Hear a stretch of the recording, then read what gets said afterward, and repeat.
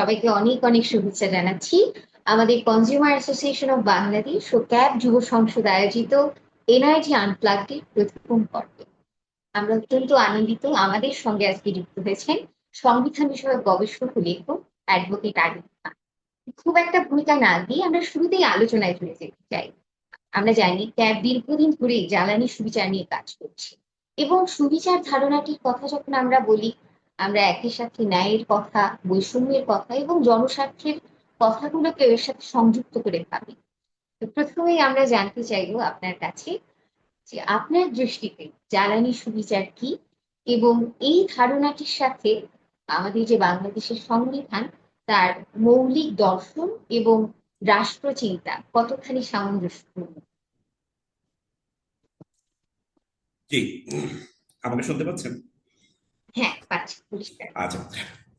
জ্বালানি, প্রথমত সবাইকে শুভেচ্ছা, সবাইকে সালাম এবং শুভ সন্ধ্যা আজকের এই আলোচনায় যুক্ত হওয়ার জন্য। আহ, বাংলাদেশের সংবিধান জ্বালানি সুবিচার বিষয়কে অন্তর্ভুক্ত করে কিনা বা জ্বালানি বিষয়ে কোনো স্টেটমেন্ট সংবিধানের আছে কিনা, এটা খুব একটা ইন্টারেস্টিং পয়েন্ট হবে জানার জন্য। এবং আমি মনে করি বাংলাদেশের সংবিধানে জ্বালানি প্রসঙ্গ আছে।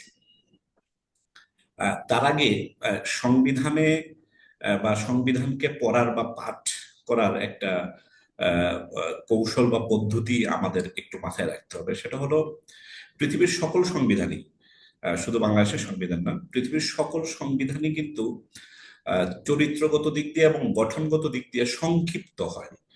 এর লেখা, এর পরিধি, এর মধ্যে যেসব বিষয়ের বর্ণনা থাকে সেগুলো সংক্ষিপ্ত প্রকৃতির হয়। এর কারণ হলো, সংবিধান একটা গণদলিল। সংবিধান সকলের, সকল নাগরিকের, সকল মানুষের। ফলে যদি খুব জটিল এবং খুব বিস্তারিত সংবিধান হয়, তাহলে জনগণ, যে সংবিধানের যে প্রণেতা যারা, সংবিধানের মালিক যারা, রাষ্ট্রের মালিক যারা, তারা সেই দলিল নিজেদের জন্য খুব সহজে ব্যবহার করতে পারে না। সো এটা একটা কারণ, সংবিধান সংক্ষিপ্ত এবং সহজ হওয়ার। আরেকটা কারণ হলো, যে কোনো দলিল যদি সংক্ষিপ্ত হয় এবং গুরুত্বপূর্ণ শুধু নীতিসমূহের বর্ণনা থাকে, ওই দলিলের ইন্টারপ্রেটেটিভ ভ্যালু বেড়ে যায়। ইন্টারপ্রেটেটিভ ভ্যালু মানে হলো, সংবিধান তো আর কোনো যখন বানানো হয় তখন 1-2 বছরের উদ্দেশ্য নিয়ে তো বানানো হয় না, 10 বছর 50 বছরের উদ্দেশ্য নিয়েও বানানো হয় না। সংবিধান বানানো হয় রাষ্ট্রের জন্য এবং অনাগত কালের জন্য, অনাগত ভবিষ্যতের জন্য। ফলে সংবিধানের এই যে চরিত্রের কারণে, সংবিধানের সবকিছুর ডিটেল না থেকে এর নীতিগত দিক থাকলে, একে সময়ের প্রয়োজনে, কালগত কারণে, সময়ের পরিক্রমায় যত নতুন সময় আসবে, নতুন যুগ আসবে, সংবিধানকে তত সহজে ওই নতুন যুগের চাহিদা অনুযায়ী ব্যাখ্যা করা যায়। এই যে সংবিধান সংক্ষিপ্ত হওয়া এবং সংবিধানে কেবল রাষ্ট্র পরিচালনার মৌলিক নীতিগুলো থাকার সংক্ষিপ্তভাবে, এর সুবিধার সবচেয়ে বড় প্রমাণ হলো মার্কিন যুক্তরাষ্ট্রের বা আমেরিকার সংবিধান। আমেরিকার সংবিধানের বয়স 250 বছর হতে যাচ্ছে। এই 250 বছর ব্যাপী এর যে টিকে থাকার, কখনোই সোজা ছিল না, খুবই কঠিন ছিল, খুবই ঝঞ্ঝা বিক্ষুব্ধ সময় আমেরিকান সংবিধানকেও পার হতে হয়েছে। শুধু আমাদের সংবিধান না, আমাদের সাংবিধানিক যাত্রাও কিন্তু খুবই ঝঞ্ঝা বিক্ষুব্ধ, এবং অনেক উত্থান পতন আছে। আমেরিকার সংবিধানের ক্ষেত্রেও তাই, এবং কোনো অংশেই কম না। তো আমেরিকান সংবিধানের এই যে, বা আমেরিকান সংবিধান সবাই পরিচিত বলে, অন্যান্য দেশের সংবিধানের ক্ষেত্রে উদাহরণ দিয়ে বলা যাবে যে, সংবিধান সংক্ষিপ্ত হওয়া এবং এর মধ্যে শুধু মৌলিক নীতিসমূহের বর্ণনা থাকলে যুগের চাহিদার সাথে তাল মিলিয়ে সংবিধানকে সৃজনশীল পদ্ধতিতে ব্যাখ্যা করা যায়। তো আমাদের সংবিধানের কিন্তু মৌলিক কতিপয় নীতি আছে, যে নীতির ভিত্তিতে রাষ্ট্র পরিচালনার আর সকল কিছুকে ব্যাখ্যা করতে হবে।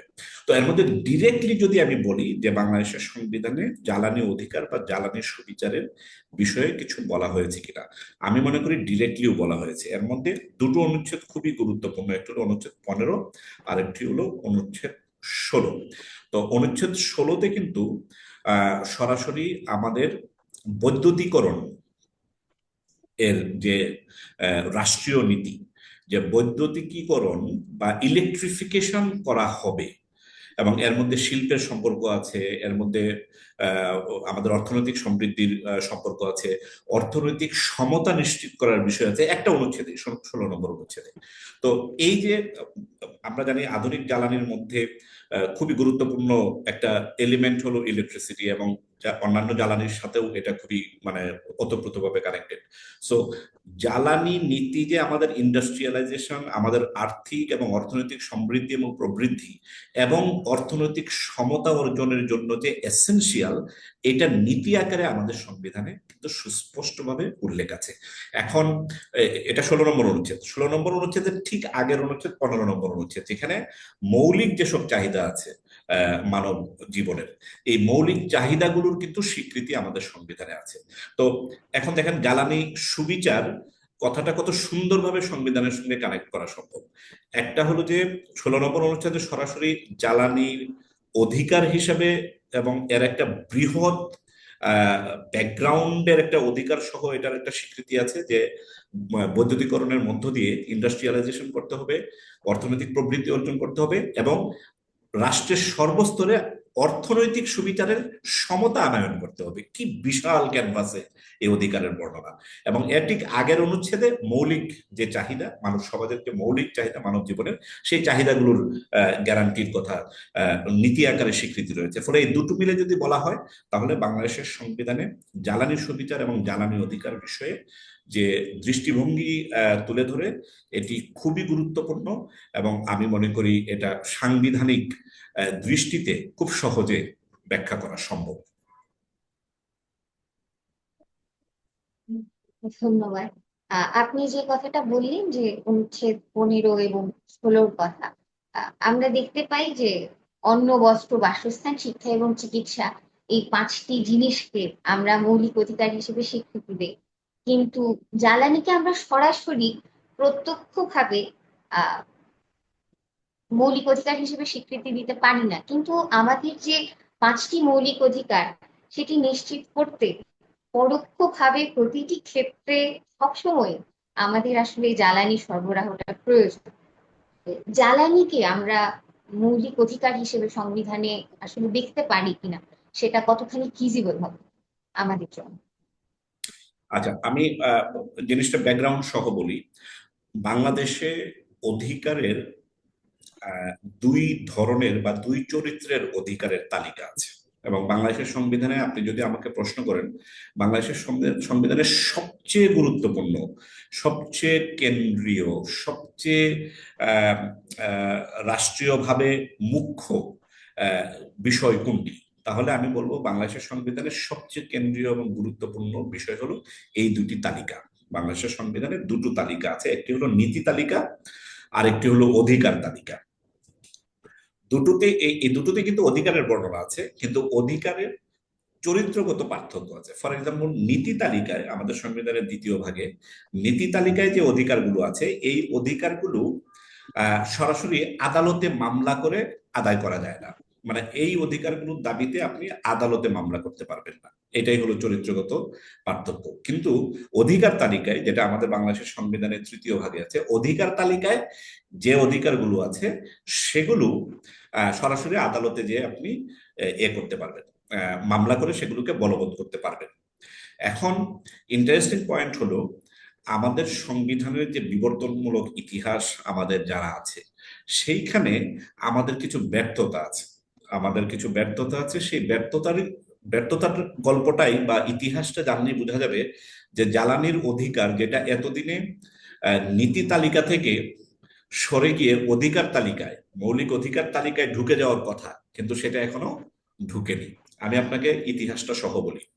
আজকে থেকে যখন 53-54 বছর আগে বাংলাদেশের সংবিধান যখন প্রণয়ন করা হয়, তখন যে কোনো সংবিধানে কিন্তু তার সময়ের, সেই সময়ের একটা ছাপ থাকে। সেই সময়ের অনেক বিষয়, সামাজিক বাস্তবতা, আর্থিক অবস্থা, সামাজিক সাংস্কৃতিক পরিস্থিতি, সবকিছুরই কিন্তু একটা প্রভাব সংবিধানের উপরে পড়ে। সো 1972 সালে যখন বাংলাদেশের সংবিধান যখন ড্রাফটিং হয়, তখন এই দুটো তালিকা যখন করা হয়, একটি হলো নীতি তালিকা, যেটা আদালতে প্রয়োগ করা যায় না, আর একটি হলো অধিকার তালিকা, যেটা আদালতে প্রয়োগ করা যায়। সেই দুইটা তালিকা করার সময় আমাদের সংবিধান প্রণেতারা খুবই ইন্টেলিজেন্ট একটা কাজ করেছেন। সেটা কি? মৌলিক অধিকার তালিকা বা অধিকার তালিকা যেটাকে আমি বলছি, সেই অধিকার তালিকাটা ইনস্ট্যান্টলি আদালতে বলবৎযোগ্যতার ঘোষণা করেছেন। ফলে কোর্টে যাওয়া যাবে, কারো যদি এই অধিকার ভঙ্গ হয় কোর্টে যেতে পারবে, মামলা করতে পারবে। নীতি তালিকায় বলা হয়েছে যে সরাসরি এই অধিকার ভঙ্গ হওয়ার জন্য আদালতে যাওয়া যাবে না, কিন্তু খুবই ইন্টারেস্টিং, এবং আমাদের রাজনৈতিক যে ডিসকোর্স আছে, বাংলাদেশের যে পলিটিক্যাল ডমিনেন্ট পলিটিক্যাল ডিসকোর্স আছে, এই সব ডিসকোর্সে কোনদিন সংবিধানকে কেন্দ্রে রেখে ডিসকোর্স আলোচনা করা হয়নি। মানে বাংলাদেশের সংবিধান এবং রাজনীতি হয়ে গেছে শুধুই যেন মানে নির্বাচন, সরকার গঠন, প্রধানমন্ত্রী, এইসব কতিপয় বিষয়ের বর্ণনা এবং আইনি নিয়ন্ত্রণে বুঝি সংবিধান। ফলে সংবিধান সংকীর্ণ হয়েছে শুধু এই সব বিষয়কে সংবিধান হিসেবে আমাদের রাজনীতির কেন্দ্রীয় জায়গায় আলোচনা করার জন্য। আমাদের সংবিধানের সার্বিক যে প্রতিজ্ঞা, যে নির্দেশ, সেগুলো যদি আমাদের রাজনীতিবিদ এবং রাজনৈতিক আন্দোলনগুলোর কেন্দ্রে রেখে সবসময় যদি প্রশ্নবিদ্ধ করা হতো, যদি জবাবদিহিতা চাওয়া হতো যে এটা সংবিধানে এইভাবে আছে কেন এইভাবে নেই। যেমন আজকে আমরা ভোটের সময় বলি যে সংবিধানে ভোটের অধিকার আছে, কিন্তু তুমি আবার ভোটের অধিকার কেন দিচ্ছ না, এটা আমরা বলি। কিন্তু সংবিধানে আরো আছে অন্ন, বস্ত্র, আশ্রয়, চিকিৎসা, এগুলোর যে তালিকা আছে যেগুলো মৌলিক অধিকার না, এই মৌলিক অধিকারগুলো পর্যায়ক্রমে, মৌলিক নীতিগুলো পর্যায়ক্রমে মৌলিক অধিকারে ট্রান্সফার করা হবে, এই প্রতিজ্ঞাও কিন্তু সংবিধানে আছে, সংবিধানের 8 নম্বর অনুচ্ছেদে। তো 72 সালের সংবিধান প্রণয়নের সময় যেসব অধিকার, যেমন অন্ন, বস্ত্র, আশ্রয়, চিকিৎসা, এগুলো যে আহ, মৌলিক অধিকার ঘোষণা করতে পারিনি আমরা আর্থিক কারণে এবং ওই মুহূর্তে যুদ্ধ বিধ্বস্ত নতুন রাষ্ট্রের সক্ষমতার বিবেচনায়, কিন্তু এই পরিস্থিতি যে সারা জীবন থাকবে না, এই পরিস্থিতির পরিবর্তন হবে, আর্থিক উন্নতি হবে, আমাদের সচ্ছলতা অর্জিত হবে, অর্থনৈতিক প্রবৃদ্ধি তৈরি হবে, তখন যেন এই নীতি তালিকার অধিকারগুলোকে আস্তে আস্তে আমরা অধিকার তালিকায় যেন আমরা স্থানান্তরিত করতে পারি, যেন পুশ করতে পারি, সেইটার একটা ব্যবস্থা 8 নম্বর অনুচ্ছেদে আমাদের সংবিধান প্রণেতারা রেখেছিলেন। কিন্তু আমাদের রাজনৈতিক আন্দোলন, দাবি দেওয়া এবং অন্যান্য আলোচনায় এই এই অ্যাঙ্গেল থেকে সংবিধানকে ব্যাখ্যা করা হয় না, এবং এই সাংবিধানিক অঙ্গীকার এবং নির্দেশকে মুখ্য করে রাজনৈতিক দলগুলোর উপরে চাপ প্রয়োগ করা হয় না। যদি হতো তাহলে আমাদের আরো অনেক কিছু হতো।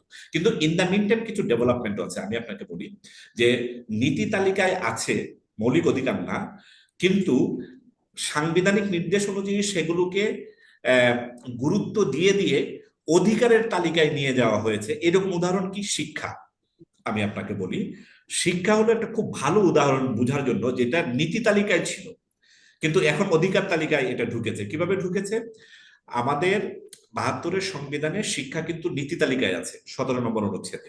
শিক্ষার যে অধিকার, এটা মৌলিক অধিকার ছিল না, এটা ছিল নীতি, রাষ্ট্রীয় নীতি। কিন্তু পরবর্তীতে যখন আমাদের শিক্ষার প্রয়োজনীয়তা তো অনস্বীকার্য, এবং সক্ষমতা যখন বেড়েছে সরকারের, আর্থিক এবং অন্যান্য ভৌতিক যখন সক্ষমতা বেড়েছে, তখন কিন্তু প্রাইমারি স্কুল পর্যন্ত পড়াশোনা এবং শিক্ষা অর্জনকে কিন্তু বাধ্যতামূলক করা হয়েছে। এই যে বাধ্যতামূলক করা হয়েছে মানে কি?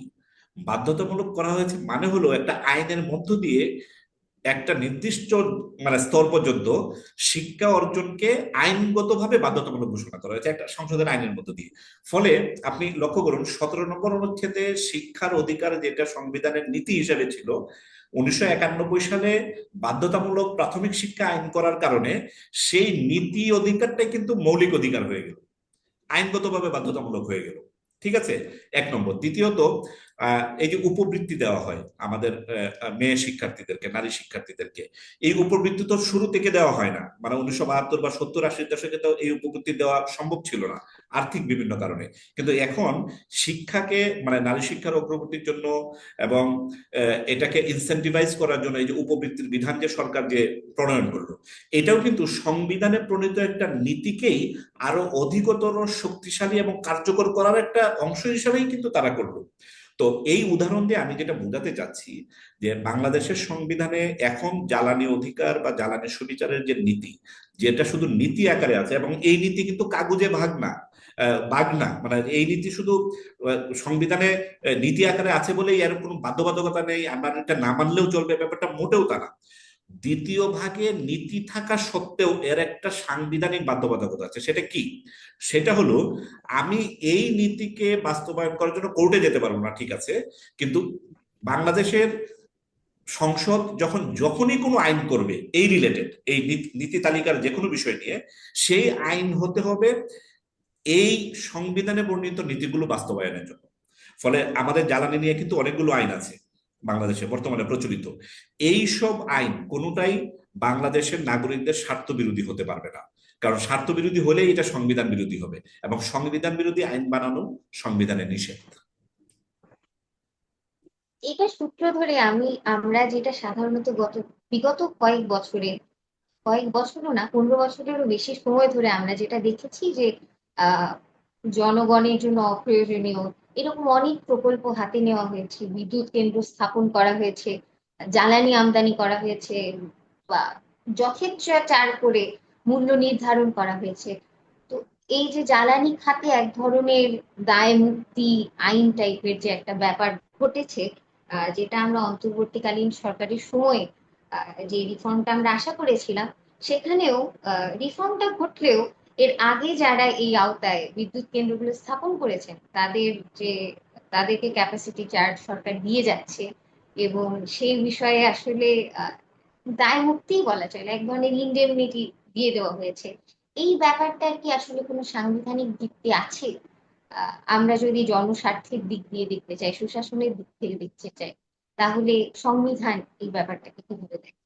আচ্ছা, ধন্যবাদ। খুবই গুরুত্বপূর্ণ প্রশ্ন, যে দায় মুক্তি কোনো আইনের মধ্য দিয়ে কোনো সেক্টরকে, কোনো ব্যক্তিকে বা কোনো প্রতিষ্ঠানকে দায় মুক্তি দেওয়ার বিধান সাংবিধানিক কিনা বা সংবিধানের অনুমতি আছে কিনা। আহ উম, দায় মুক্তি মানে কি? দায় মুক্তি মানে হলো যে দায় থেকে মুক্তি। কিসের দায়? অপরাধের দায়। সোজা হিসাব, যে কাউকে কোনো কিছুতে দায় মুক্তি দেওয়া মানে হলো সে কোনো কাজ করলে সেই কাজ, ওয়েল, ভালো কাজের দায় তো সবাই নিতে চায়, কারণ ভালো কাজের দায় নিতে সবাই পছন্দ করে, ভালো কাজের দায় নিলে সবার গর্ব হয়। ফলে দায় মুক্তি মানে ভালো কাজের দায় বোঝায় না, দায় মুক্তি মানেই আসলে খারাপ কাজ এবং অপরাধের দায় বোঝায়। তো দায় মুক্তি মানে হলো অপরাধমূলক কাজের বা অভিযোগ থেকে মুক্তি। পৃথিবীর কোনো সংবিধানে কোনো অপরাধ থেকে মুক্তি, মানে এটাকে বলে প্রিএমটিভ এক্সাম্পশন, মানে অপরাধ এখনো ঘটেনি, ভবিষ্যতে ঘটতে পারে বা যখনই ঘটবে, অপরাধ ঘটার আগেই অপরাধ ঘটতে পারে, এবং ঘটলেও এটার কোনো বিচার করা যাবে না, এটার জন্য কাউকে কোনো দায় দেওয়া যাবে না। এটাই তো দায় মুক্তি আইনের মুখ্য মানে আহ, উদ্দেশ্য এবং দার্শনিক দিক। তো এই অর্থে দায় মুক্তির কোনো বিধান সংবিধানে সমর্থন করে না, এবং এটা সাংবিধানিকভাবে এটা গ্রহণযোগ্য না। তবে আপনি যদি জেনারেলি জিজ্ঞেস করেন যে দায় মুক্তির আহ, কোনো না কোনো, শুধু আমি জ্বালানির ক্ষেত্রে বলছি না, কোনো না কোনো ক্ষেত্রে দায় মুক্তি মানে কোনো বিষয় সংবিধানে আছে কিনা, হ্যাঁ, সংবিধানে দায় মুক্তির বিষয় আছে, এবং সেটা খুবই সুনির্দিষ্ট ক্ষেত্রে, যৌক্তিক ক্ষেত্রে এবং প্রয়োজনীয় ক্ষেত্রে আছে। সেটা কি? আমি আপনাকে উদাহরণ দিই। যেমন আমাদের সংবিধানে, যেহেতু মুক্তিযুদ্ধের পরপর সংবিধান হয়েছে, এবং সংবিধানে 71 সালে মুক্তিযোদ্ধারা যত যুদ্ধ করেছেন, যুদ্ধের জন্য তারা বিভিন্ন লড়াই করেছেন, লড়াই করতে যেয়ে তারা ভয়ঙ্কর সব যুদ্ধ সংক্রান্ত অ্যাকশনে গিয়েছেন, এটার জন্য অনেকের অনেক ক্ষয়ক্ষতি হয়েছে। তো এই যে যুদ্ধকালীন সময়ে যে বিভিন্ন ধরনের মুক্তিযোদ্ধাদের কর্তৃক সংগঠিত বিভিন্ন যে ইনসিডেন্ট ঘটেছে, মুক্তিযুদ্ধের প্রয়োজনে যোদ্ধারা যা করেছেন সেই কাজের এবং সেই দায়ের কিন্তু একটা দায় মুক্তি আছে আমাদের সংবিধানে। সো ইউ সি, খুবই সুনির্দিষ্ট এবং ঐতিহাসিক এবং জাতীয়ভাবে খুবই গুরুত্বপূর্ণ, যে মুক্তিযোদ্ধারা যে যুদ্ধ করেছেন, পাকিস্তান রাষ্ট্র ভেঙেছেন, পাকিস্তানের পুরো কাঠামো যে ধ্বংস করে দিয়েছেন, করে যে নতুন রাষ্ট্র প্রতিষ্ঠা করেছেন, এবং এই জন্য তাদেরকে মাঠে ঘাটে বনে বন্দরে যত ধরনের অপারেশন করতে হয়েছে, এবং সেগুলোর জন্য যত অ্যাকশন তাদের নিতে হয়েছে, সেগুলোর জন্য তাদের বিরুদ্ধে কোনো মামলা করা যাবে না। সো ইউ সি, দায় মুক্তির বিধান আছে, কিন্তু খুবই সুনির্দিষ্ট এবং ঐতিহাসিকভাবে খুবই গুরুত্বপূর্ণ। আবার অন্য সাধারণ দায় মুক্তির বিধানও আছে, যেমন রাষ্ট্রপতি বলতে আমাদের সংবিধানে একটা পদ আছে, এবং সেইখানে বলা আছে যে রাষ্ট্রপতি যতদিন পদে থাকবেন, তার চেয়ারে আসীন থাকবেন, রাষ্ট্রপতি হিসেবে দায়িত্ব পালন করবেন, ততদিন তার বিরুদ্ধে কোনো মামলা করা যাবে না কোর্টে। সো ইউ সি, আহ, সুস্পষ্টভাবে একটা দায় মুক্তির বিধান আছে যে যিনি রাষ্ট্রপতি হবেন তিনি যতদিন পর্যন্ত রাষ্ট্রপতি পদে বহাল থাকবেন ততদিন তার বিরুদ্ধে কোনো মামলা করা যাবে না। তো এটা কিন্তু খুবই সুনির্দিষ্ট এবং প্রয়োজনীয়, কারণ রাষ্ট্রপতি হলো রাষ্ট্রের প্রধান। রাষ্ট্রকে তিনি রূপও করতে তিনি রেপ্রেজেন্ট করেন, প্রতিনিধিত্ব করেন। তো এরকম রাষ্ট্রের প্রধানকে যদি যখন তখন যে কেউ মামলা করে একটা বিপদে ফেলে দিতে পারে, তাহলে এটা রাষ্ট্রের মানিজ্যত, রাষ্ট্রের সম্মান এবং রাষ্ট্রের যে মহত্ব এটার সঙ্গে যায় না। এই জন্য কিন্তু যে ব্যক্তি রাষ্ট্রপতি হচ্ছেন তিনি রাষ্ট্রপতি হওয়ার আগে যদি কোনো অপরাধ করে থাকেন সেই অপরাধে দায় মুক্তি কিন্তু নাই। এবং যিনি রাষ্ট্রপতি পদে দায়িত্ব পালন করেছেন দায়িত্ব পালনকালীন যদি তো দায়িত্ব পালনকালীন মামলা করা যাবে না, কিন্তু দায়িত্ব পালনকালীন যদি তুমি কোনো অপরাধ করতে পারেন না, যেটা তখন জানা যায়নি, পরবর্তীতে জানা গেছে, তিনি যখন রাষ্ট্রপতি পদ থেকে অবসরে যাবেন এরপরে কিন্তু তার বিরুদ্ধে মামলা করা যাবে। ফলে এমন না যে সে অ্যাবসলিউট দায়মুক্ত, নো, সে অ্যাবসলিউটলি দায়মুক্ত না। তো এরকম ভাবে সংবিধানে কতিপয় ক্ষেত্রে দায়মুক্তির বিধান আছে, কিন্তু সেই সব দায়মুক্তি সাংবিধানিকভাবে এটা ন্যায্য একটা দায়মুক্তির কাঠামোর মধ্যে। কিন্তু জ্বালানির ক্ষেত্রে বাংলাদেশে যেটা আইনি দায়মুক্তি দেওয়া হয়েছে, সংবিধানে এই দায়মুক্তি নাই, এক নম্বর। দ্বিতীয়ত আইনি দায়মুক্তি দেওয়া হয়েছে, এইসব দায়মুক্তি সাংবিধানিকভাবে প্রশ্নবিদ্ধ, এগুলোর সাংবিধানিক বৈধতা নাই। এইভাবে কোনো সেক্টরকে, যেখানে বিজনেস জড়িত, যেখানে লাভ জড়িত, যেখানে রাষ্ট্রীয় সম্পদের খরচ জড়িত, যেখানে রাষ্ট্রীয় সম্পদের অপব্যবহারের সম্ভাবনা জড়িত, এরকম কোনো ক্ষেত্রে কাউকে দায় মুক্তি দেওয়া যাবে না। তবে হ্যাঁ, সাধারণ আইনে দায় মুক্তির বিধান কিন্তু থাকে। এমন না যে দায় মুক্তির বিধান খুবই অপরিচিত, পৃথিবীর অন্য কোনো দেশে অন্য কোনো আইনে নাই, শুধু আমাদের আইনে আছে, ব্যাপারটা তা না। দায় মুক্তির বিধান থাকে, কিন্তু সেই সব দায় মুক্তির খুব সুনির্দিষ্ট ব্যাখ্যা আছে। যেমন কোন পুলিশ অফিসারদের বিভিন্ন ক্ষেত্রে দায় মুক্তি থাকে আইন শৃঙ্খলা রক্ষাকারী বাহিনী, কারণ আইন শৃঙ্খলা রক্ষাকারী বাহিনীকে দায়িত্বই দেওয়া হয়েছে অপরাধীকে ধরার ধরার জন্য। তো অপরাধীকে ধরতে যে সে যদি অপরাধীকে দৌড়া মানে দৌড়িয়ে ধরতে যায় আর অপরাধী একটা ব্যথা পায়, তো এই যে অপরাধীকে ধরতে গিয়ে, পুলিশ ধরতে গিয়ে অপরাধী ব্যথা পেল, সেটার জন্য সে পুলিশের বিরুদ্ধে মামলা করতে পারবে না। ঠিক আছে? তো এইরকম কিছু সুনির্দিষ্ট কাজের এবং সরকারি দায়িত্ব পালনের জন্য যিনি দায়িত্ব পালন করবেন তার কাজের সুরক্ষা, তার চাকরি বা তার ডিউটিকে সুরক্ষা প্রদানের জন্য দায় মুক্তি দেওয়ার বিধান আছে সাধারণ আইনে। কিন্তু জ্বালানি সেক্টরে যে দায় মুক্তি দেওয়া হয়েছে সেটা কিসের জন্য, কি উদ্দেশ্যে? যেসব কোম্পানি বা ব্যক্তি জ্বালানি সেক্টরে দায় মুক্তি পাবেন বলে যেসব আইনে করা হয়েছিল বিগত ফেসিস্ট আমলে, এই দায় মুক্তি তো ভয়াবহ দায় মুক্তি। এখানে তারা তো কেউ এমন তারা এমন কোনো সরকারি কাজে নিয়োজিত না যে তাদের এই দায় মুক্তি দরকার আছে। হ্যাঁ, তারা খুব গুরুত্বপূর্ণ ক্রিটিক্যাল একটা রিসোর্স সাপ্লাই দিচ্ছে, সেটা ঠিক আছে, কিন্তু এই রিসোর্স সাপ্লাই তো সে বেনিভোলেন্টলি করছে না। সে তো এর এই জন্য করছে না যে এটা তার একটা চাকরি হিসেবে, না, সে এটাকে বাণিজ্যিক ভাবে একটা বাণিজ্যিক প্রক্রিয়ায় বিনিয়োগের মধ্য দিয়ে সে এই কাজ দিচ্ছে, জ্বালানি বা বিদ্যুৎ সরবরাহের। এবং সেই বিনিয়োগ এর বিপরীতে সে মার্কেটে প্রচলিত যে হার আছে এর সমান বা এর চেয়ে বেশি সে মুনাফাও করবে, এটাও সুস্পষ্ট। তো যেখানে ব্যক্তি স্বেচ্ছায় একটা বিজনেসে যুক্ত হচ্ছে, দ্বিতীয়ত সে এখানে বিনিয়োগ করছে, তৃতীয়ত এই বিনিয়োগের বিপরীতে সে একটা প্রফিটের জন্য সে কাজটা করছে, এই পুরো প্রক্রিয়ায় তার দায় মুক্তির বিধানের কোনো ধরনের কোনো প্রাসঙ্গিকতা নেই। এটা অযৌক্তিক, এটা অশুভ উদ্দেশ্যে করা হয়েছে ক্লিয়ারলি। তো যদি কোনো কিছু, সেটা দায় মুক্তির মতো একটা আইনি কনসেপ্টও হোক, যদি এটা অযৌক্তিক, আহ বাস্তবতা মানে দিয়ে জাস্টিফাই করা যায় না, এবং অশুভ কোনো উদ্দেশ্যে করা হয়, তখন এরকম কাজকে সাংবিধানিকভাবে চ্যালেঞ্জ করা যায়, আদালতে চ্যালেঞ্জ করা যায়। ফলে জ্বালানি সংক্রান্ত আইনে যেসব দায় মুক্তির বিধান করা হয়েছিল প্রত্যেকটা দায় মুক্তির বিধান যথাযথ আদালতে চ্যালেঞ্জযোগ্য, এবং সাংবিধানিক ব্যাখ্যা যদি সঠিকভাবে করা যায় এসব দায় মুক্তির কোনো ধরনের সাংবিধানিক বৈধতা অর্জন করা সম্ভব না। চমৎকার। আম, আমরা যদি আমরা সাধারণত জ্বালানি নিয়ে যখন কথা বলি, আমরা নবায়নযোগ্য জ্বালানি নিয়ে কথা বলতে চাই। এবং সংবিধানের ক্ষেত্রে আমি যতটুকু জানি 18তম অনুচ্ছেদে জলবায়ু দায়বদ্ধতা নিয়ে কথা বলে। তো আমরা এমন একটা দেশ, আমরা তো খুব একটা কার্বন নিঃসরণ করি না, কিন্তু জলবায়ু পরিবর্তনের জন্য সবচেয়ে ঝুঁকির মধ্যে যে দেশগুলো আছে তার মধ্যে আমরা অন্যতম।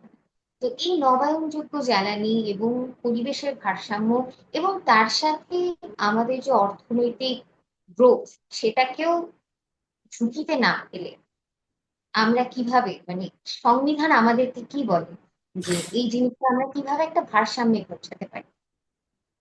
আচ্ছা, এই ভারসাম্য মানে নবায়নযোগ্য জ্বালানি, তারপর ঐতিহ্যগত জ্বালানি, ক্লাইমেট চেঞ্জের কারণে ঝুঁকি, পরিবেশ সুরক্ষা, এই বিষয়গুলো অনেকটা প্রায়োগিক নীতিগত বিষয়। এটার সাথে ঠিক সাংবিধানিক নীতির সম্পর্ক কম।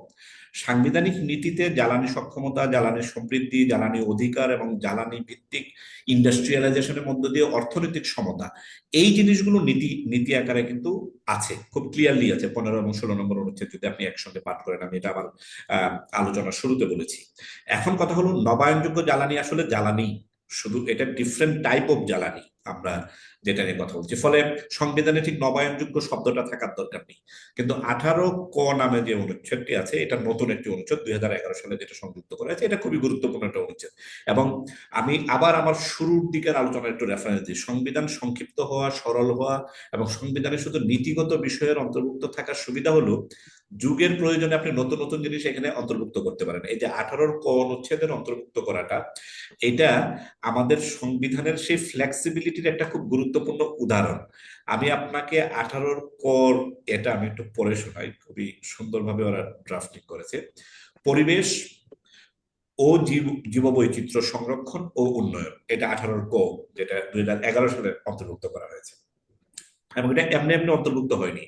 ক্যাব এবং অন্যান্য পরিবেশবাদী এবং আমাদের যে বেসরকারি খাতে নিয়োজিত গুরুত্বপূর্ণ যে অ্যাক্টিভিস্ট অর্গানাইজেশন গুলো আছে, তারা বহু বছর ধরে আন্দোলন করে আসছিল সাংবিধানিক নীতি হিসেবে এই পরিবেশ সংরক্ষণ ও জীববৈচিত্র্যের বিষয়গুলো অন্তর্ভুক্ত করার জন্য। তো ওইটারই একটা ফল, মানে অ্যাক্টিভিজম, নাগরিক অ্যাক্টিভিজমের একটা ফল হলো যে 18 কোন হচ্ছে 2011 সালে।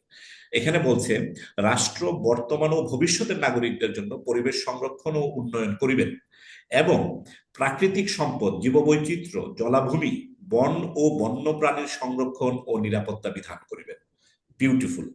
তো এই যে পরিবেশ সংরক্ষণ, জীববৈচিত্র্য সংরক্ষণ, জলাভূমি সংরক্ষণ, বন সংরক্ষণ, বন্যপ্রাণীর সংরক্ষণ ও নিরাপত্তা, এই সকল কিছুই কিন্তু বর্তমান পৃথিবীর খুবই গুরুত্বপূর্ণ এবং কেন্দ্রীয় কয়েকটি অধিকার এবং রাষ্ট্রীয় নীতি। যদি আমরা আমরা বর্তমানের আমরা এবং ভবিষ্যতের আমরা যদি জেনারেশনরা যদি নিরাপদে থাকতে চাই, আমাদের সবকিছুকে যদি স্বাভাবিকভাবে গড়ে উঠতে দেখতে চাই, তাহলে এই বিষয়গুলো বিবেচনায় নিয়েই কিন্তু কাজ করতে হবে। ফলে সংবিধানে এই জিনিসটার স্বীকৃতি আসাটা খুবই গুরুত্বপূর্ণ একটা অগ্রগতি বলে আমি মনে করি। এবং এই অগ্রগতির পিছনে কৃতিত্ব আসলে রাজনৈতিক দলগুলোর চেয়েও বেশি হলো আহ, আমাদের বহু বছর ব্যাপী যারা নাগরিক আন্দোলনের মধ্য দিয়ে এই জিনিসগুলোর পিছনে কাজ করেছে, এবং ক্যাব এই ক্ষেত্রে খুবই গুরুত্বপূর্ণ নেতৃস্থানীয় ভূমিকা পালন করেছে বহু বছর ব্যাপী। তো এই জিনিসটার স্বীকৃতি, সাংবিধানিক স্বীকৃতি আমাদের জন্য জ্বালানি আন্দোলন, পরিবেশ, জীববৈচিত্র্য সংরক্ষণ এবং নবায়নযোগ্য জ্বালানির অধিকারের বিষয়টার একটা সুস্পষ্ট একটা স্বীকৃতি এবং সাংবিধানিক একটা ভিত্তি আমাদেরকে প্রদান করেছে। এখন পরিবেশ, জীববৈচিত্র্য এবং বন ও বন্যপ্রাণীও সংরক্ষণ করতে হবে। আবার জ্বালানির জন্য অনেক সোর্স আছে, অনেক বিষয় আছে যেগুলো আবার সরাসরি পরিবেশের জন্য ভালো না। ইভেন জ্বালানি ব্যবহারের যে পরিণতি, যে ফলাফল, সে ফলাফলও কিন্তু পরিবেশের জন্য খারাপ। আবার সারা পৃথিবীতে এটা নিয়ে একটা বৈষম্য আছে। পৃথিবীর সবচেয়ে বড় বড় অর্থনীতির যে দেশগুলো, তারা সবচেয়ে বেশি জ্বালানি ব্যবহার করে, তাদের অর্থনৈতিক প্রবৃদ্ধি বেশি, ফলে তারা পরিবেশের ক্ষতিও করে বেশি। ফলে তাদের সেই ক্ষতির কারণে যে আবার ক্লাইমেট চেঞ্জ হচ্ছে, জলবায়ু পরিবর্তন হচ্ছে, সেই জলবায়ু পরিবর্তনের আবার ধাক্কা এবং এর যে প্রভাব, এই প্রভাব আবার আমাদের মতো গরিব দেশ যারা ক্ষতির কন্ট্রিবিউশন কম, আমরা পরিবেশের ক্ষতির পেছনে কন্ট্রিবিউশন আমাদের কম, বাট আমাদের বেশি, লস বেশি, আমাদের ঝুঁকি বেশি। এই যে কন্ট্রিবিউশন কম দেশ অথচ ঝুঁকি বেশি, এরকম দেশ যেমন বাংলাদেশ একটা পারফেক্ট এক্সাম্পল, শ্রীলঙ্কা একটা পারফেক্ট এক্সাম্পল, মালদ্বীপ একটা পারফেক্ট এক্সাম্পল, উপকূলীয় অনেক রাষ্ট্র এগুলো দ্বারা এফেক্টেড হবে। তো এইটার জন্য সারা বিশ্বব্যাপী একটা সমতা এবং বৈষম্য হীন একটা কাঠামো তৈরির জন্য কিন্তু পরিবেশবাদী সংগঠন জাতিসংঘের নেতৃত্বে অনেক গুরুত্বপূর্ণ কাজ হয়েছে। রিও ডি জেনেরিওতে একটা আন্তর্জাতিক যে একটা কনফারেন্স হয়েছে, একটা কনভেনশন আছে। এরকম অনেকগুলো আন্তর্জাতিক কনভেনশন আছে যেখানে জ্বালানি সারা মানে বৈশ্বিক প্রেক্ষিতে আহ, জ্বালানি সংক্রান্ত বিভিন্ন বিষয়ে যেসব দেশ ক্ষতিগ্রস্ত হবে, আবার যেসব দেশ সে কারণে ক্ষতিগ্রস্ত হবে, তাদের মধ্যে কার্বন ট্যাক্সের মধ্য দিয়ে এবং অন্যান্য উপায়ে একটা সমতা আনার জন্য, এক ধরনের ক্ষতিপূরণের জন্য কিন্তু খুব চমৎকার আলোচনা আন্তর্জাতিকভাবে, এবং একটা কাঠামো কিন্তু অলরেডি কাঠামো একটা আছে, এবং এই কাঠামোটাকে আরো শক্তিশালী এবং আরো গ্রহণযোগ্য করার জন্য কাজ করা যেতে পারে।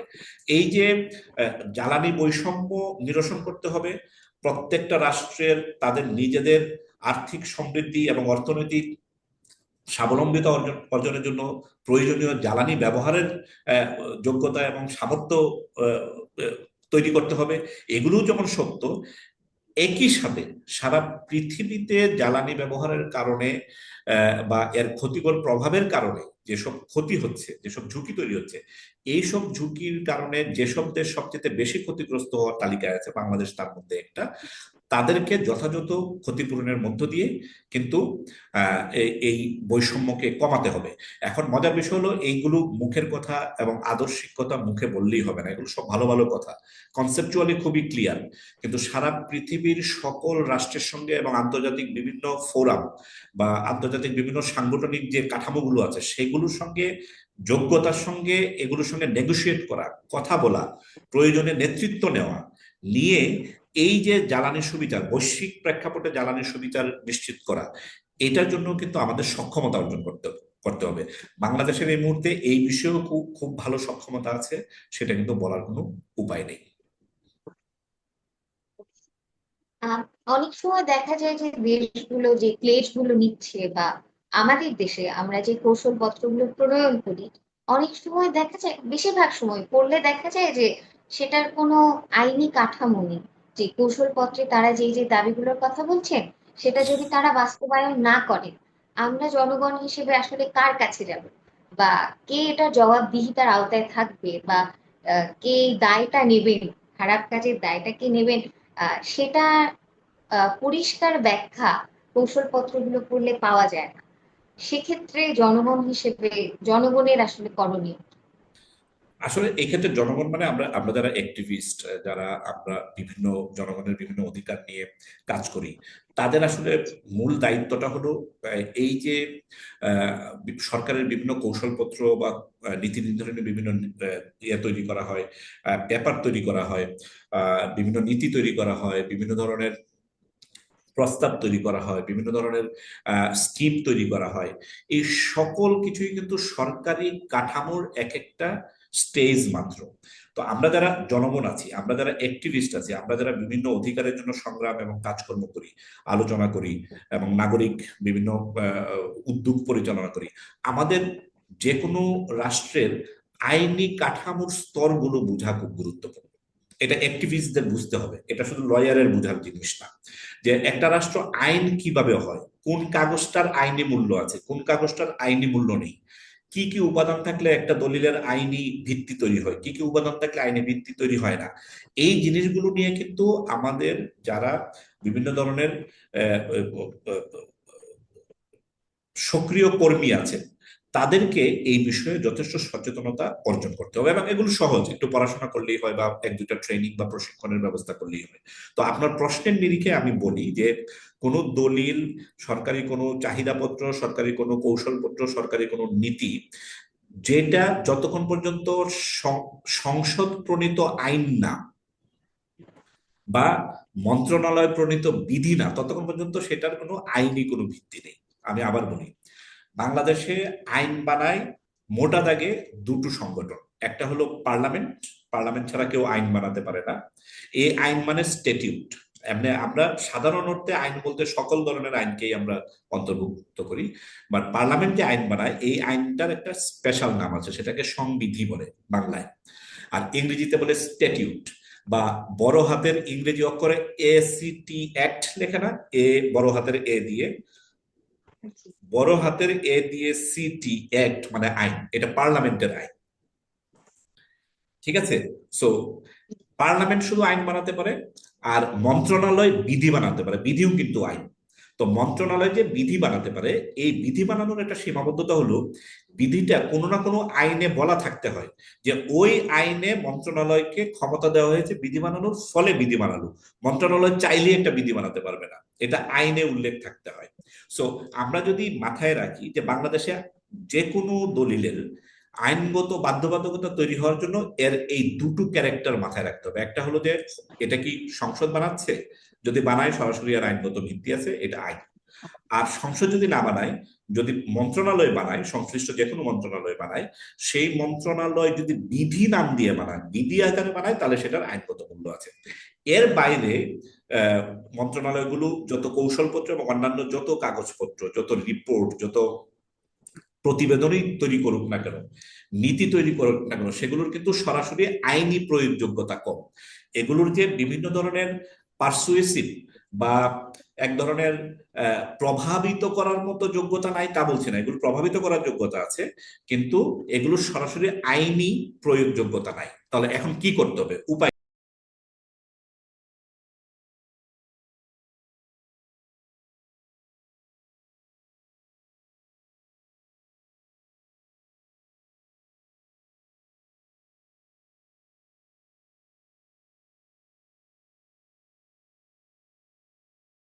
যে এই জাতীয় বিষয়ে আমরা যারা অ্যাক্টিভিস্ট, আমরা যারা কর্মী, আমাদের জন্য করণীয় করণীয় হলো যে কোনো নীতি, যে কোনো কৌশলপত্র, যে কোনো স্ট্র্যাটেজিক পেপার, যে কোনো রিপোর্ট বা প্রতিবেদন যেটা মন্ত্রণালয় তৈরি করে, সেইখানে সবসময় মন্ত্রণালয়কে এক ধরনের এর মধ্যে রাখা, চাপের মধ্যে রাখা, এটা বলা যে আপনার এই কৌশলপত্র বা এর যে এই যে নীতি আপনি প্রণয়ন করছেন, এই নীতির প্রয়োগের পরবর্তী ধাপগুলো আপনি নীতির মধ্যেই উল্লেখ করে দেন।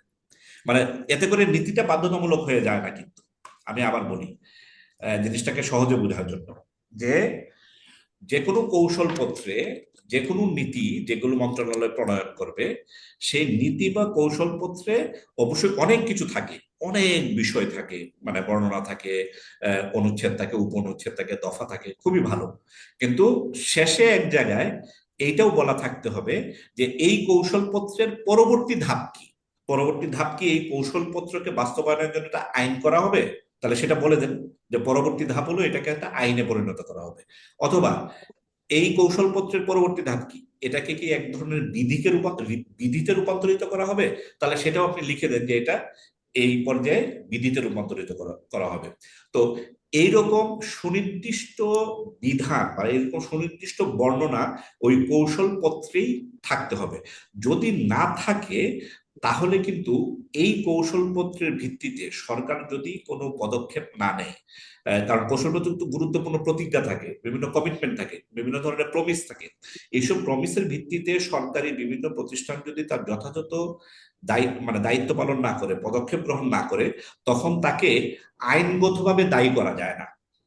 এই যে মানে সরকারি কাজ তো খুবই গুরুত্বপূর্ণ, সরকারি সময়ও গুরুত্বপূর্ণ, শত শত ঘন্টা ব্যয় করে সব মানে ব্যুরোক্রেসির সবচেয়ে অভিজ্ঞ, বিজ্ঞ এবং পণ্ডিত ব্যক্তিরা একসঙ্গে হয়ে বিভিন্ন ধরনের দেশি বিদেশি যারা কনসালটেন্ট আছেন সেসব কনসালটেন্টদের সহযোগিতা নিয়ে রাষ্ট্রীয় বিপুল সম্পদ এবং রিসোর্সেস ব্যবহার করে যখন একটা বিশাল কৌশলপত্র বা একটা নীতি প্রণয়ন করা হয়, এটা তো সোজা কথা না। ফলে এই নীতি শুধুই নীতি আকারে প্রণয়ন করে ফেলে রাখার যে একটা স্ট্রাকচার বর্তমানে প্রচলিত আছে, এটা খুবই অনভিপ্রেত, এটা হওয়া উচিত না। প্রত্যেকটা নীতি এবং কৌশলপত্রে সুনির্দিষ্টভাবে দুটো জিনিস বলা থাকতে হবে, সেটা হলো এই নীতির পরবর্তী আইনি কাঠামো কি তৈরি করা হবে, এবং সম্ভাব্য একটা সময় উল্লেখ করে দিতে হবে যে আগামী 6 মাসের মধ্যে এই নীতির ভিত্তিতে আমরা একটা আইন প্রণয়ন করবো বা একটা বিধি প্রণয়ন করবো, এক নম্বর। আর দ্বিতীয়ত, এই যে নীতি প্রণয়ন করলাম, এই নীতি একটা মন্ত্রণালয়ের দায়িত্বে প্রণয়ন করা হয়, কিন্তু মন্ত্রণালয় তো একটা বিশাল প্রতিষ্ঠান, ঠিক আছে? ফলে এটা শুধু মন্ত্রণালয় প্রণয়ন করেছে বলা যথেষ্ট না, মন্ত্রণালয়ের সুনির্দিষ্ট শাখা, উপশাখা বা কোনো বোর্ড বা যে কোনো একটা এনটিটিকে এর সঙ্গে যুক্ত করে দেওয়া, যে এই কৌশলপত্রের ভিত্তিতে পরবর্তী কার্যক্রম গ্রহণ করার দায় এবং দায়িত্ব তাদের। এটাকে সুনির্দিষ্ট করে দেওয়া যায় কারা এই কৌশলপত্রটার পরবর্তী পদক্ষেপ গ্রহণ করবে। কোনো ব্যক্তির নাম দরকার না, প্রতিষ্ঠানের নাম এবং পদবি দিয়ে দিলেও হবে। তো এই যে কাঠামো, প্রথমত হলো যে আহ, যে কোনো নীতি, কৌশলপত্র বা পলিসিতে উল্লেখ করে দেওয়া যায় এর আইনি জার্নি বা পরবর্তী ধাপ কি হবে। আরেকটা হলো এটাকে বাস্তবায়নের জন্য সুনির্দিষ্টভাবে উল্লেখ করে দেওয়া যায় কারা বাস্তবায়নের জন্য পরবর্তী পদক্ষেপগুলো গ্রহণ করবে, ফলে তাদেরকে দায়ী করা যাবে, তাদেরকে নোটিশ দেওয়া যাবে, তাদেরকে করা যাবে। আহ, এখন যেটা হয়, সরাসরি মন্ত্রী বা সচিবকে উদ্দেশ্য করে আমাদেরকে কাজ করতে হয়। তো মন্ত্রী বা সচিব তো সবসময় মন্ত্রণালয়ের প্রতিনিধি, এতে তো কোনো সন্দেহ নাই।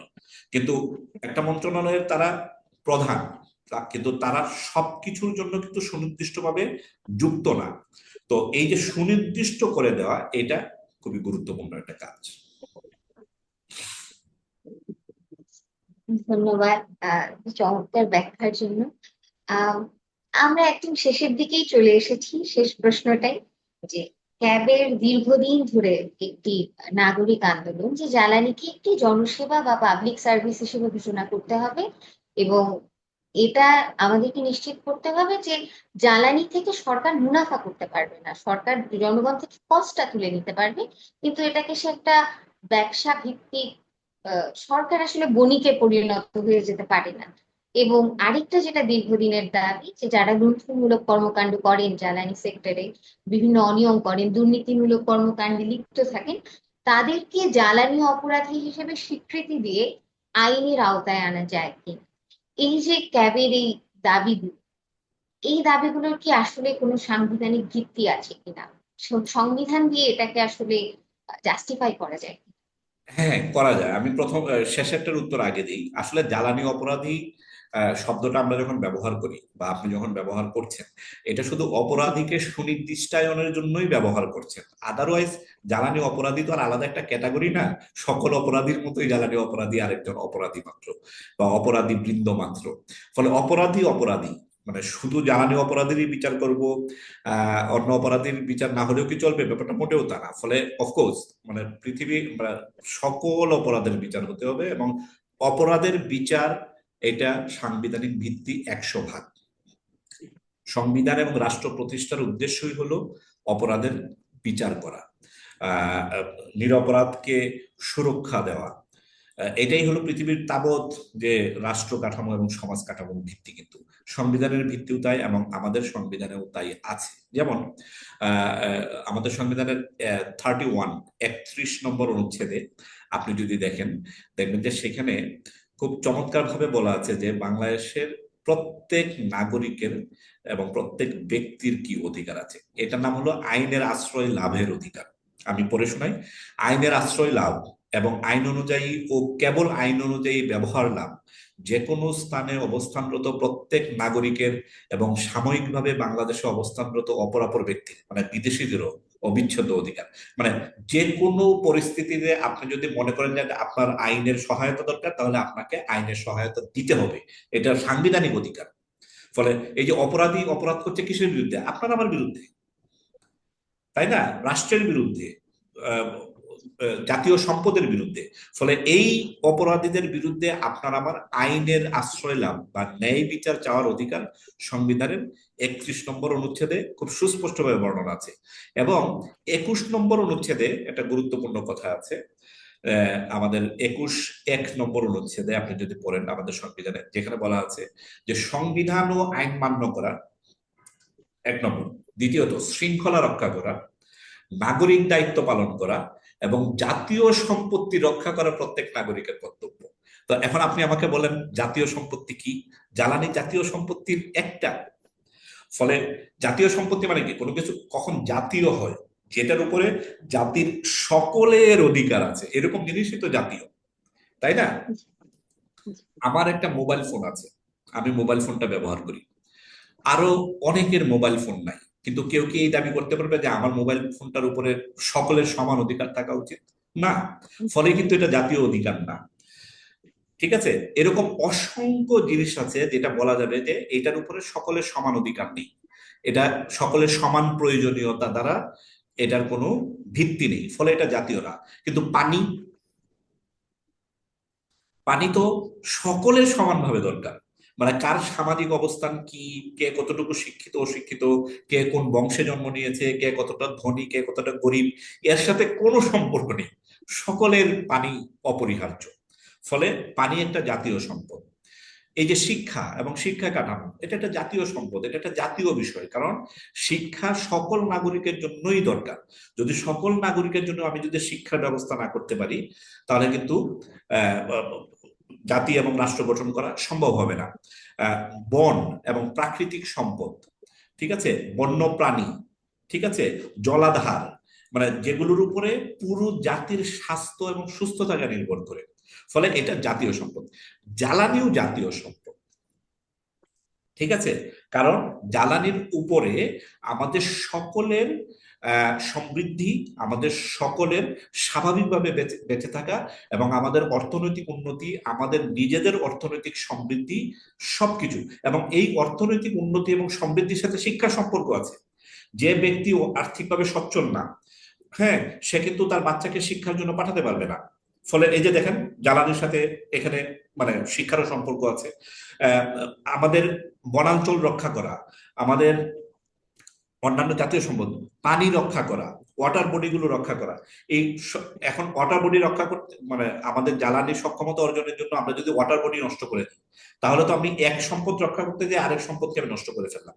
ফলে 21 নম্বর অনুচ্ছেদে কিন্তু নাগরিকদের যে গুরুত্বপূর্ণ চারটা দায়িত্ব দেওয়া হয়েছে, সেই চারটা দায়িত্বের মধ্যে সর্বশেষটা হলো যে জাতীয় সম্পদ রক্ষা করা নাগরিকদের দায়িত্ব। ফলে এই যে জাতীয় সম্পদ রক্ষা করার একটা অংশ যে জ্বালানি অপরাধী এবং জ্বালানি অপরাধের বিচার, এটা সাংবিধানিক ভিত্তি তো খুবই সুস্পষ্ট। মানে আলোচনা লম্বা হয়ে যাবে বলে আমি দুটো অনুচ্ছেদের উল্লেখ করলাম, শুধু 31 নম্বর অনুচ্ছেদ এবং 21 নম্বর অনুচ্ছেদ। এই দুটো অনুচ্ছেদের ভিত্তিতে এটা সুস্পষ্ট যে জ্বালানি অপরাধের বিচার করতে হবে, জ্বালানি অপরাধীরও কোনো কোনো ধরনের কোনো আইনি দায় মুক্তি পাওয়ার কোনো সুযোগ নেই। আপনার আর একটা অংশ কি ছিল যেন, একটু মনে করিয়ে দেন আমাকে।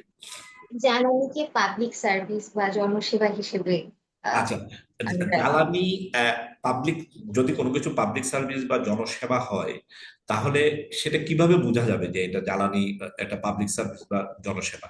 এটা কয়েক ভাবে বোঝার উপায় আছে।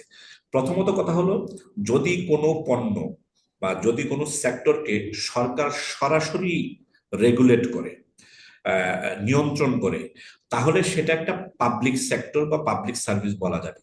সেই ক্ষেত্রে জ্বালানির উপরে কিন্তু নিয়ন্ত্রণের দিক দিয়ে বা রেগুলেশনের দিক দিয়ে সরকারের সরাসরি এবং প্রত্যক্ষ কিন্তু একটা আহ, এখানে সংযোগ আছে।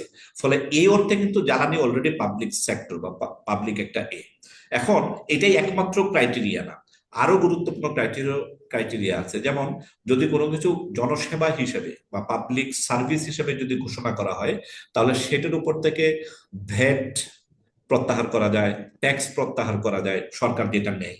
তো সরকার যদি এই ভ্যাট ট্যাক্স না নেয়, তাহলে কিন্তু ওই সার্ভিস কিন্তু আরো কম মূল্যে পাওয়া যায়, মানুষের আরো সুবিধা হয়। তো এই রকম অনেক ধরনের পদক্ষেপ আছে যেগুলো নেওয়া যেতে পারে, যেটা মানুষের জ্বালানির অ্যাক্সেস টু এনার্জি, যেটা জ্বালানি অভিগম্যতা বা জ্বালানি পাওয়ার অধিকারকে আরো বেশি করবে, সুলভ করবে এবং সুগম করবে। সেটা অবশ্যই এই ক্ষেত্রে গভর্নমেন্টের করণীয় আছে। আরেকটা বিষয় হলো যে জ্বালানি সংক্রান্ত ব্যবসা এবং জ্বালানি সংক্রান্ত আহ, অন্যান্য বিষয় আসে, গভর্নমেন্ট প্রফিট করবে কেন, বা গভর্নমেন্টের কি প্রফিট করা উচিত, এখানে গভর্নমেন্টের কোনো মুনাফা করা উচিত কিনা। তো এই জিনিসটাতে আমি দুই ভাগে ভাগ করে উত্তর দিই। আধুনিক রাষ্ট্রে গভর্নমেন্ট বা সরকারগুলো ব্যবসা করতে পারে, মানে এটা সাংবিধানিকভাবে এটা অনুমিত। আমাদের রাষ্ট্রেও কিন্তু, আমাদের সংবিধানেও কিন্তু সাংবিধানিকভাবে অনুমোদন আছে যে সরকারও ইচ্ছে করলে মুনাফার উদ্দেশ্যে ব্যবসা করতে পারবে, এতে কোনো দোষ নাই, এটা সরকারের দোষ না এবং এতে কোনো সমস্যাও কিন্তু হয় না। কিন্তু প্রশ্ন হলো, সরকার তো অনেক কিছুতেই ব্যবসা করতে পারে, কিন্তু সে কি নিত্য প্রয়োজনীয় নাগরিক আহ, নাগরিক নাগরিকদের ভালো এবং সমৃদ্ধির, নাগরিকদের নিজস্ব অর্থনৈতিক মঙ্গলের জন্য এসেনশিয়াল বা সেন্ট্রাল যেসব সার্ভিস, যেসব পণ্য, সেগুলোকে ব্যবহার করে সে আহ, ব্যবসা করবে কিনা, সে প্রফিট করবে কিনা? এটা তো গুরুত্বপূর্ণ একটা, মানে আমাদের একটা জাতীয় একটা অবস্থান হওয়া উচিত। সংবিধান সরাসরি জ্বালানিকে এক্সেমশন দিয়ে কোনো মানে জ্বালানি থেকে প্রফিট করা যাবে না এরকম কোনো বাধা নিষেধ দেয় না, কিন্তু জ্বালানি বর্তমান নাগরিক জীবনে এবং রাষ্ট্রীয় জীবনের সকল স্তরের সকল নাগরিকের অর্থনৈতিক সমৃদ্ধি, সামাজিক বিকাশ, মনস্তাত্ত্বিক বিকাশ, তার শিক্ষাগত মানে জীবনের সমৃদ্ধি, সকল কিছুর সঙ্গে এত কেন্দ্রীয়ভাবে জড়িত যে এই সেক্টরকে আলাদাভাবে সেবা সেক্টর বা সার্ভিস সেক্টর ঘোষণা দিয়ে এখান থেকে সকল ধরনের মুনাফা, গভর্নমেন্টের মুনাফা, ব্যক্তিকে আবার মুনাফা করতে দিতে হবে। জ্বালানি সংক্রান্ত অনেক ব্যক্তিগত বিনিয়োগ যদি থাকে, সেই ব্যক্তিগত বিনিয়োগকারীকে আবার মুনাফার ব্যবস্থা রাখতে হবে এবং সেই মুনাফাও কিন্তু রেগুলেট করা যায়। যেমন বাংলাদেশেও কিন্তু সরকার কিন্তু জ্বালানির মূল্য কিন্তু বেঁধে দেয়, কমায় বাড়ায়। তো এই যে নিয়ন্ত্রণ, এই নিয়ন্ত্রণ একটা গুরুত্বপূর্ণ কাজ যেটা গভর্নমেন্ট করে, কিন্তু গভর্নমেন্ট সরাসরি এখান থেকে বেনিফিট নেবে না, কোনো মুনাফা করবে না। এটা একটা জাতীয় অবস্থান হওয়া উচিত এবং সুস্পষ্ট ঘোষিত অবস্থান হওয়া উচিত। এটা এতটাই গুরুত্বপূর্ণ, এতটাই কেন্দ্রীয় এবং মুখ্য একটা সম্পদ, যেটা নাগরিকদের সমৃদ্ধি এবং নাগরিকদের বেঁচে থাকার জন্য, তার স্বাভাবিক বিকাশের জন্য এত গুরুত্বপূর্ণ যে এখান থেকে যে কোনো ধরনের সরকার কর্তৃক প্রফিটের কোনো মডেল থাকা উচিত না।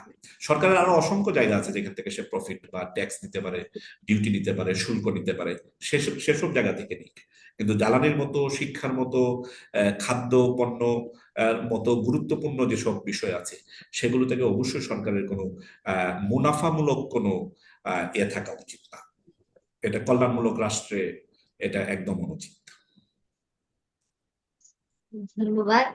এবং আমাদের সঙ্গে এতক্ষণ যারা যুক্ত ছিলেন সবাইকে আবারও ধন্যবাদ জানাই। আমরা এতক্ষণ শুনলাম, জানলাম, বুঝলাম যে বাংলাদেশের সংবিধানে জ্বালানির সুবিচার এবং সরকারের যে মুনাফা কেন্দ্রিক কাঠামো এবং সার্বিকভাবে জ্বালানিকে বাংলাদেশ সংবিধান কি করে দেখে এবং তার আওতায় আমরা কিভাবে সেই জিনিসটাকে পাঠ করতে পারি। আবারও ধন্যবাদ জানাই যারা এতক্ষণ আমাদের সঙ্গে ছিলেন, এবং বিশেষ ধন্যবাদ জানাতে চাই আবারও আমাদের আজকের অতিথি, সংবিধান বিষয়ক গবেষক লেখক অ্যাডভোকেট আরিফ খান মহোদয়কে। সবাই ভালো থাকবেন, সুস্থ থাকবেন, আমি শুভরাত্রি। ক্যাবকে ধন্যবাদ জানাচ্ছি। ক্যাবের জ্বালানি বিষয়ক, জ্বালানি সুবিচার নিশ্চিত করা, জ্বালানি ক্ষেত্রে ট্রান্সপারেন্সি বা স্বচ্ছতা নিশ্চিত করা, এসব বিষয়ে ক্যাব যে নেতৃত্ব স্থানীয় এবং খুবই কনসিস্টেন্ট ভূমিকা নিয়েছে, বহু বছর ব্যাপী কাজ করে যাচ্ছে, এটা বাংলাদেশে খুবই একটা অসাধারণ পাবলিক অ্যাক্টিভিজমের একটা নমুনা। এবং ক্যাবের যে বোর্ড আছে, তাদের যে নীতি নির্ধারণী ব্যক্তিরা আছে যারা ক্যাব পরিচালনা করেন, আপনি এবং আপনি সহ অন্যান্যরা যারা ক্যাবের সঙ্গে জড়িত আছেন, আপনাদের সকলের প্রতি আমার অসীম কৃতজ্ঞতা যে আপনারা এরকম একটা খুবই গুরুত্বপূর্ণ, জনগুরুত্বপূর্ণ একটা বিষয়কে সর্বোচ্চ অগ্রাধিকার দিয়ে আপনারা আপনাদের কার্যক্রম চালিয়ে যাচ্ছেন। আপনাদের সকলের জন্য শুভকামনা এবং সকলের এই ভালো কাজের সাথে আমি আছি, ভবিষ্যতে থাকবো, এই আশাবাদ ব্যক্ত করছি। অনেক ধন্যবাদ, কৃতজ্ঞতা আপনাকেও আমাদেরকে সময় দেওয়ার জন্য। আবারও বিদায় নিয়ে শেষ করছি আমাদের আজকের আয়োজন। সবাইকে শুভরাত্রি।